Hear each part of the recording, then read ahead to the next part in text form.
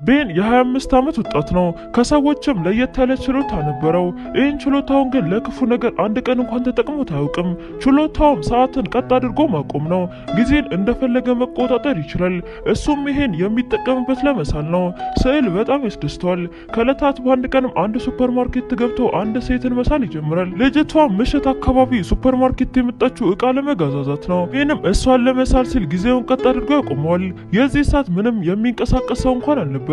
ቤንም ወዲያው ሄዶ ልጅቷን ልብሷን ካወላለቀ በኋላ ፊት ለፊቷ ቆሞ እሷን መሳል ጀመረ። ወዲያው ግን ያልጠበቀው ነገር ይገጥመዋል። ክቡራን አድማጮቻችን ዛሬም ካሽባክ የተሰኘ በ2006 የወጣ የአሜሪካ ሮማንስ ድራማ ፊልም ይዘናችሁ መጥተናል። ከተመቻችሁ ቪዲዮን ላይክ፣ ቻናሉን ሰብስክራይብ እያደረጋችሁ እያበረታታችሁን አብራችሁን ቆዩ። ፊልሙ ሲጀምር ቤን የተባለ ህፃን የሚመስል ግን ደግሞ የ25 ዓመት ወጣትን እያሳየን ነው። ቤን በጣም ደግ ሲሆን ሰዎች በጣም ይወዱታል። ደግሞም ከሰዎች ጋር በጣም ብዙ አይግባባም። ቤን ለየት ያለች ችሎታ ስለነበረው ይሄን ችሎታውን ለጥሩ ነገር ይጠቀምበታል። እሱም ሰዓትን ቀጥ አድርጎ ማቆም ነው። ስለዚህም ነገር ለማንም ሰው ምንም ነገር ነግሮ አያውቅም። ቤን በመንገድ ላይም ሆነ በፊልም ላይ ያያት ሴት ከተመቸችው ይስላታል። የሚስለውንም ለማንም ማሳየት አያውቅም። ወዲያው ፊልሙም ከ3 ሳምንታት በፊት ወደ ኋላ ይመልሰናል። ቤንና ሱዚ የተሰኘችው ፍቅረኛው በጣም ይጣላሉ። እሷም በነገሩ ተናዳ እቃዎች ሁሉ እየወረወረችበት ነው። ቤንም በዚህ መልኩ መቀጠል ስላልፈለገ ጥንዶቹ ወዲያው ይለያያሉ። ከዛን ቀን በኋላ ቤን በጣም ይደብረዋል። ሱዚም እዛ ኮሌጃቸው የሚገኝ ከሌላ ሰው ጋር የፍቅር ግንኙነት ጀምራ ሲያይ ቤን በጣም ተናደደ። እሱንም ለማረጋጋት ወደሚወደው የስዕል ክፍል ይገባል። እዛም ስዕል እያሳለ ነው። አስተማሪው ግን ሁሌም ቤን የሚስለውን ስዕል በጣም ነው የሚወደው።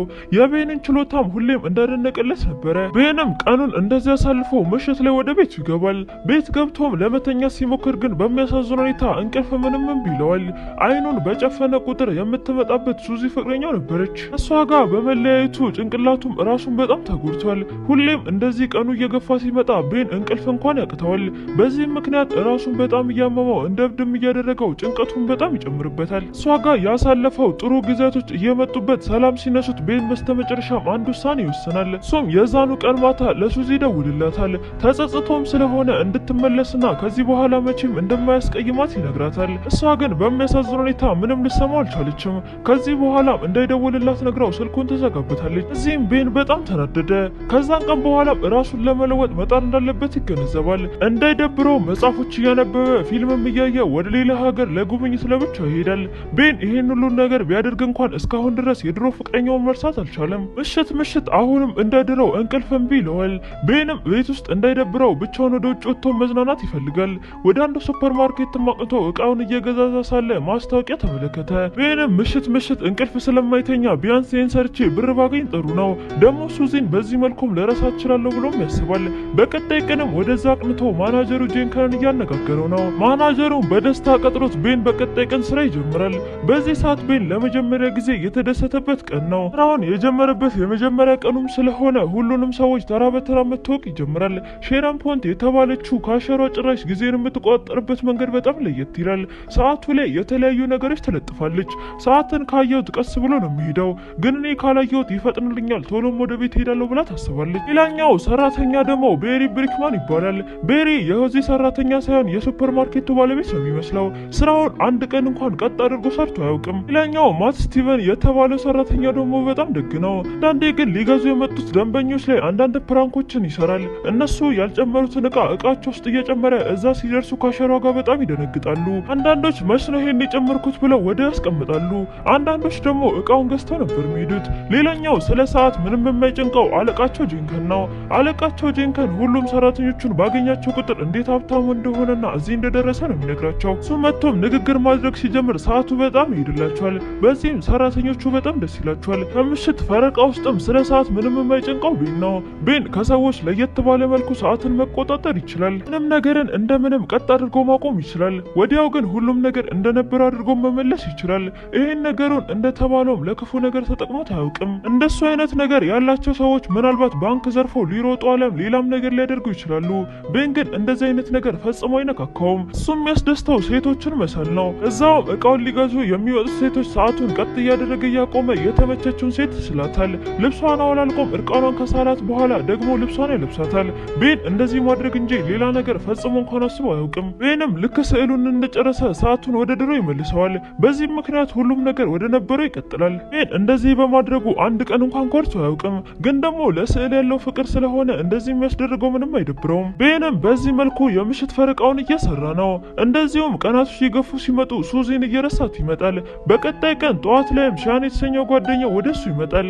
ከዚህ ጓደኛው ጋር ከልጅነታቸው ጀምሮ አንድ ላይ ያደጉት። ሻን ግን የቤን ተቃራኒ ነው። ሁሌም ሴቶች ስርስር ሲል ነው የሚውለው። ከተማ ውስጥ የሚቀረው አንድ የጨፈራ ቤት እንኳን አልነበረም። ቤንም እንደተለመደው ምሽት ላይ ስራውን እየሰራ ነው። ስመቀየሪያው ክፍልም ካሸራ ሼረንን ያገኛታል።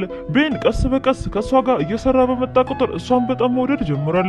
ግን ደግሞ ሀሳቡን ሰብስቦ ፍቅሩን ለመግለጽ እንኳን አልቻለም። እሷም ከመሄዷ በፊት ይዞት የነበረውን ምግብ ከእጁ ላይ ትበላለች። በዚህም ቤን በጣም ይደሰታል። ስትጎርስ ግን ምግቡ ፊቷን ነክቶ ስለነበር ቤን እንድታጠፋ ይነግራታል። እሷ ግን ቦታውን ማግኘት ስላልቻለች እሱ በራሱ እጅ ያጠፋላታል። በዚህም ምክንያት ሁለቱም በጣም ተደስተዋል። እሷም ደንግጣ ልትወጣ ስትል ቤን ሰዓቱን ቀጥ አድርጎ እሷን መሳል ፈልጓል። ግን ደግሞ እሱ ይሄን ሀሳብ አስቦ ሲመለስ ክፍሉን ለቃ ወጥታ ስለነበር ምንም ማድረግ አልቻለም። ቤንም ወደ ስራ እንደተመለሰ ማትና ቤሪ ይመጡበታል። ማትም እንደውም አሁን ከሼረን ጋር እራት ልበላ ልውጣ ነው፣ ከዚህ በኋላ እሷ የኔ ፍቅረኛ ነው የምትሆነው እያለ ማውራት ይጀምራል። ይህንን የሰማው ቤን በጣም ተናደደ። ብቻውን ቁጭ ብሎም ለመጀመሪያ ጊዜ ከማ ፍቅር እንደያዘው ህፃን እያለ ማሰብ ይጀምራል። ከክፍላቸው ጎበዝና ሁሉም በጣም የሚወዳት ሴት ነበረ። እሷም ከለታት በአንድ ቀን አደጋ ይደርስባታል። ወድቃ ስለነበር እጇም እንዲድንላት ይታሸግላታል። የክፍሉ ተማሪዎች ሁሉም ወደ እሷ እየመጡ የታሸገባት ነገር ላይ በጽሁፋቸው የሚፈልጉትን ነገር ይጽፋሉ። ቤንም ልጅ ስለነበር እንደዚህ ማድረግ ፈልጓል። ግን ደግሞ ልጅቷ አጠገብ እንኳን መድረስ በጣም ነው የፈራው። እንደዛውም ቀናቶች ሄደው ልጅቷ የታሰረባት ነገር ይፈታላታል። በዚህም ምክንያት ተማሪዎቹ ሁሉም በጣም ተደሰቱ። ግን ደግሞ እጇን ሲያዩት በሚያሳዝን ሁኔታ ጸጉር በቅሎባት ነበረ። እንደዛ የሚወዷት የሚያደንቋት ተማሪዎች ሁሉም በዚህ ሰዓት ይሳለቁባት ጀመረ። ልጅቷም በዚህ በጣም ትናደዳለች። ውጭ ወጥታ ማልቀስ ስትጀምር ቤን ለመጀመሪያ ጊዜ ወደ እሷ ሄዶ ያነጋግራታል። በምንም አይነት ሁኔታ ውስጥ ብትሆን እንኳን አብሯት እንደሚሆን ነገራት። በዚህም ልጅቷ በጣም ተደስታም አብረው ጓደኛሞች ይሆናሉ። እንደዛውም ፍቅረኛሞች እየሆኑ ከዕለታት በአንድ ቀንም ልጅቷ እየሮጠች ወደ ቤት ትመጣለች። እሷም እንዲስማት ጠየቀችው። እሱም እዚህ ሳይሆን የሆነ ቦታ ነው ምስምሽ ብለው ቀጠሮ እያያዛሉ። ቤንም በዚህ በጣም ተደሰተ። ምክንያቱም ለመጀመሪያ ጊዜ ሴት ሊስም ነው። በዚህም ምክንያት እንቅልፍ እንኳን ሳይተኛ እንቀጣጠራለን የተባሉበት ቦታ በቀኑ ደረሰ። ከሷ ቀደም ብሎ ደርሶ ቢጠብቃት ግን ልጅቷ ምንም ልትመጣ አልቻለችም። ቤንም በዚህ ልቡ ተሰበረ። ወደ ትምህርት ቤት ተመልሶም ቢጠብቃትም ግን ክላስ እንኳን ልትመጣ አልቻለችም። በዚህ ምክንያት እሷና ቤተሰቦቿ ከዚህ ከተማ ወጥተው ወደ ሌላ ከተማም እንደገቡ አወቀ። ወደ አሁን ጊዜ ስንመለስም አለቃቸው ጄንከን የዛ ሱፐርማርኬት ሰራተኞች ሙሉ በሙሉም ከዕለታት በአንድ ቀን ይሰበስባቸዋል። እሱም አሁን ከጓደኞቼ ጋር የጓደኝነት የእግር ኳስ ጨዋታ እናደርጋለን፣ እናንተ ሁላችሁ መሳተፍ አለባችሁ ብሎ ይነግራቸዋል። ይህንን የሰሙት ሰራተኞቹ በጣም ይደብራቸዋል። ግን ደግሞ አለቃቸው ጄንከን ስላስገድዳቸው ለመጫወት ይወስናሉ። የእግር ኳሱ ጨዋታ ቀንም ደርሶ የሱፐርማርኬቱ ቡድን በሚያሳዝን ሁኔታ በጎል ላይ ጎል እየተቆጠረበት ነው። 30 ደቂቃ እንኳን ሳይሞላ በሚያሳዝን ሁኔታ 26 ጎል ይገባባቸዋል። በዚህም ሁሉም በጣም ተናደዱ። ቤንም እረፍት ለመውሰድ ብሎ ነገሩን ሁሉ ጊዜውን ቀጥ አድርጎ ያቆመዋል። ወዲያውም ወደ ልብስ መቀየሪያ ክፍል ገባ።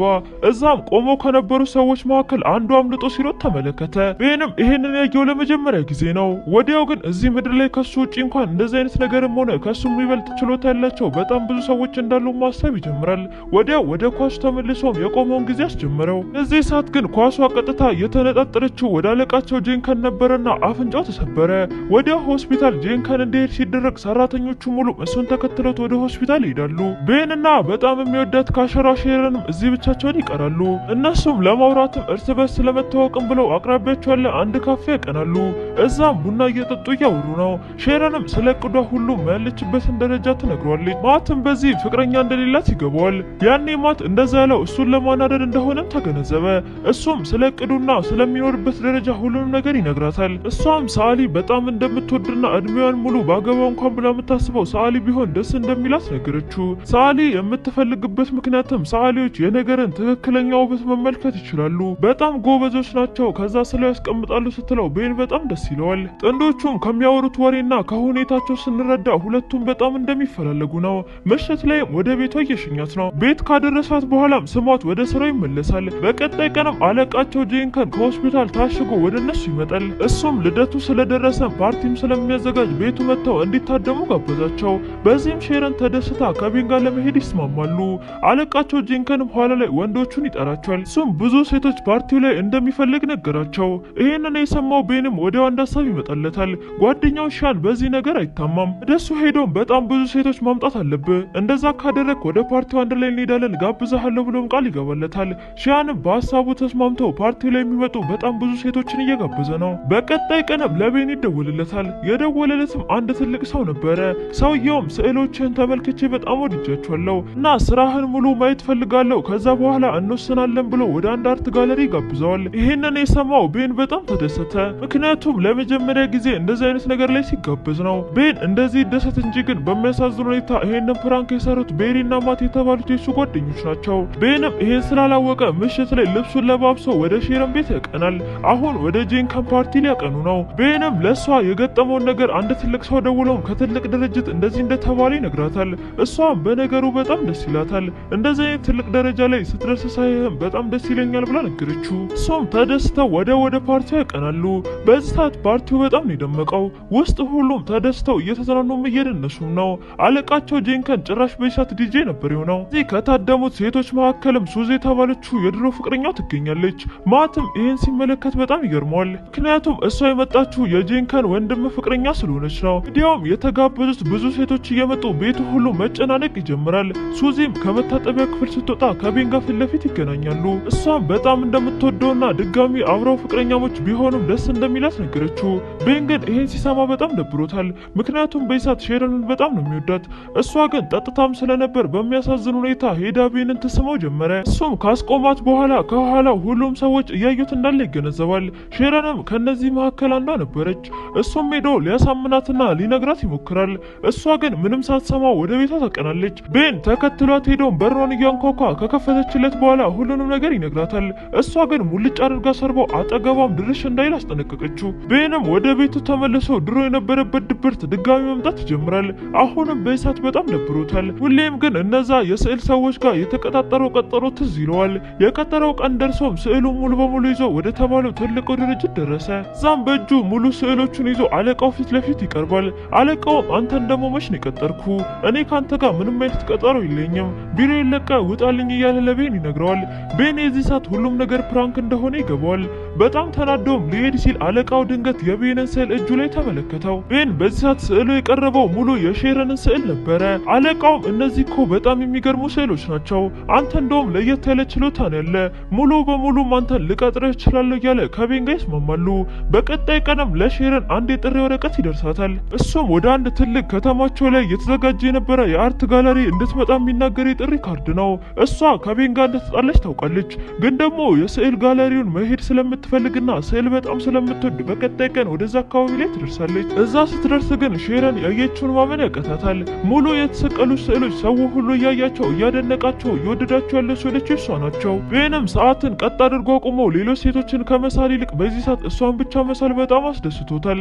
በዚህን ሰዓት ሙሉ ክፍሉ በእሷ ፎቶ ተጥለቅልቆ ስታይ በጣም ደስ ይላታል። ምን ያህል እንደሚወዳትና የዛን ቀንም ስህተት ሊሆን እንደሚችል ማሰብ ትጀምራለች።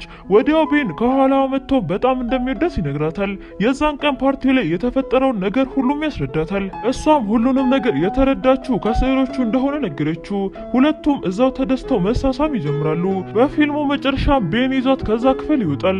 በዚህ ሰዓት ሰዓቱን ቀጥ አድርጎ አቁሞታል። ጊዜውም የበረዶ ወቅት ነበረና በረዶ ከሰማይ እየወረደ ነው። ቤን ሰዓቱን ቀጥ አድርጎ አቁሞት ሙሉ በረዶም እነሱ ላይ እያረፈ ነው። በዚህም እሷን በጣም ትደሰታለች። በዚህኛው ሰዓት የሚያስገርመው ግን እሷ ነገሩ ሁሉ ቀጥ ብሎ መቆሙ መመልከቷ ነው። ጥንዶቹም በዚህኛው ሰዓት በጣም ተደስተው ሲሳሳሙ እያሳየን ፊልሙ ይጠናቀቃል። ክቡራን አድማጮቻችን ካሽባክ የተሰኘው ፊልም ያያችሁትን ይመስል ነበረ። ለፊልሙ ያላችሁን ሀሳብ አስተያየት በኮሜንት ስፍራ ላይ አስቀምጡልን። ቪዲዮውን ላይክ፣ ቻናሉን ሰብስክራይብ እያደረጉ የደወል ምልክቷን በመጫን ቤተሰብ መሆን እንዳይረሱ። በቀጣይ አዲስ ፊልም ይዘላችሁ ምንመለስ ይሆናል። እስከዛው ቸር ሰንብቱልን።